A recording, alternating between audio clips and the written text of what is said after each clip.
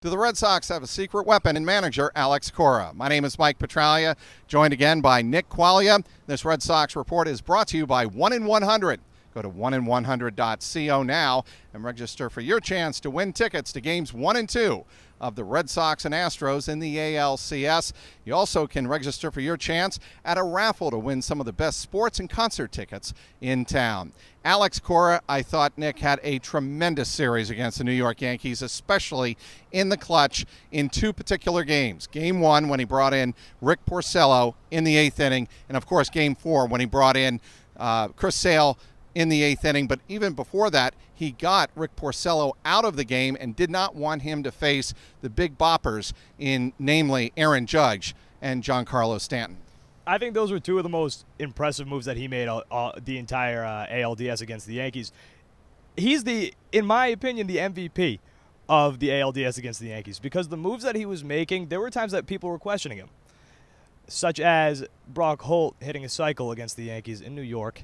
And then the next night, Ian Kinsler suddenly in the starting lineup. People are thinking, what are you doing? This guy is red hot. He literally is the first player ever to hit the cycle in the postseason. But it's because of the analytics. Ian Kinsler, successful off of CC Sabathia, and what does he do? He drives in one of the most pivotal runs in the game.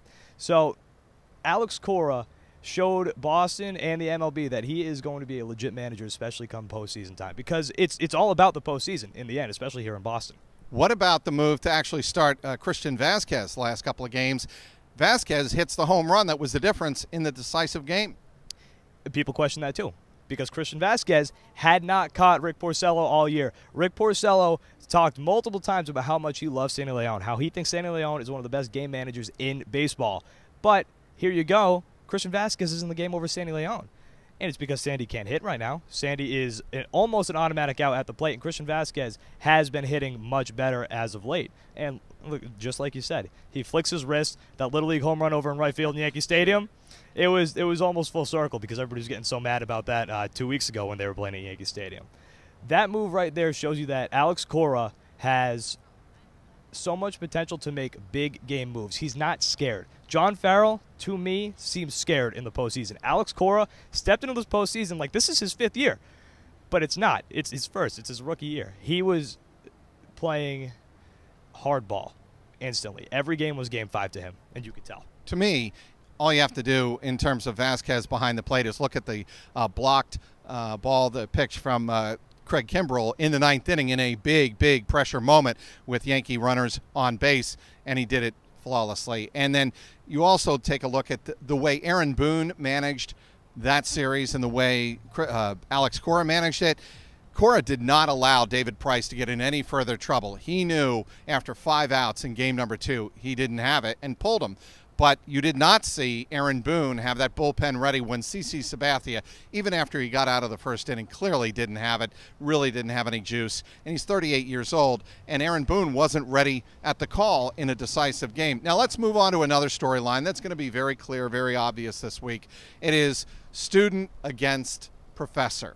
Okay, it is the age-old battle in baseball or in any sport for that matter, when a former coach or player goes up against the person who he learned the game from and learned how to manage from. And in this case, it's Alex Cora going up against A.J. Hinch. Of course, Cora was the bench coach for A.J. Hinch in 2016 and 17, was on the bench as the Astros won their first World Series last year. Who has the advantage, professor or pupil?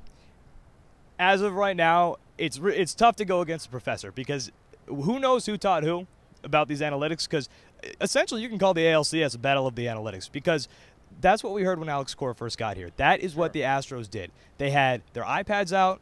They had numbers on numbers on numbers. That's all it was, and that's how they got so deep into the postseason, because people forget the Astros did not have a good bullpen going into that postseason, but analytics helped them figure out ways to get deep into the postseason, essentially win the World Series. So, I mean, in the end, I'm going to have to give it to A.J. Hinch, because the pupil has to prove it first. The pupil has to take down the teacher in order for him to take that step above A.J. Hinch. And what's interesting is everybody remembers what Charlie Morton did in the postseason last year in the LCS, and also, of course, in the World Series against the Dodgers. Charlie Morton was moved into the bullpen kind of like the way David Price and, Chris Sale and Rick Porcello were moved into the bullpen. Certainly Sale is the ace starter of the Red Sox staff. That's not changing. But my point is, Alex Cora has been exposed to outside-the-box thinking when it comes to fortifying a bullpen that, frankly, is not maybe the strength of the team last year and certainly isn't this year. The most important thing that Alex Cora has done, and again, you got to compare him to John Farrell, just because the past 2 seasons, John Farrell could not get this team past the ALDS. He played every game like it was Game 5. Every game was a must-win, and you have to in the division series. It's only 5 games. It's not 7. So every win is critical. And you go into Game 2, as soon as the Yankees win that game, all of a sudden everybody's in panic mode. Alex Cora, again, played every single night like it was Game 5.